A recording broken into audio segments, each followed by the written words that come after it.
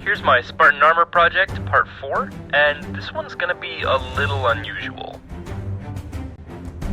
So now that I have the helmet in hand here, it's time to move on to the rest of the armor, which is the big part of this project. I have my 3D print files all purchased from Tidal Wave Designs on Etsy.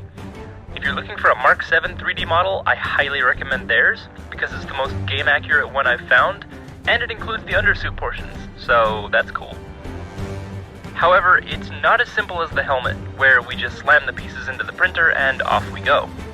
You see, in-game Spartans are these 7-foot-tall slabs of raw muscle that look like they've been chiseled from marble by the very Greek gods themselves. And I am not.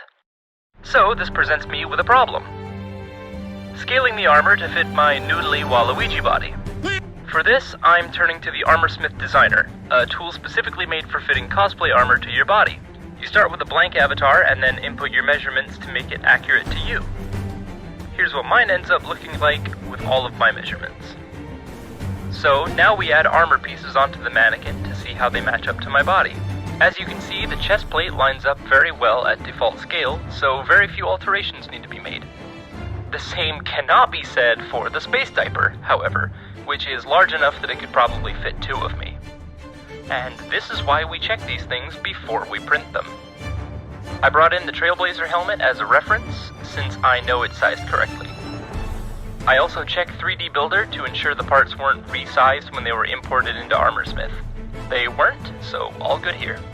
Now I get to spend hours attaching all of the components to the avatar and stretching them to fit the correct proportions. Then I can export them as new files, send them to Builder, cut them up, put them in Cura, put them on the SD card, and then start printing. A lot to do for me here on the computer, so I'll catch you in the next one when things get exciting again. See ya!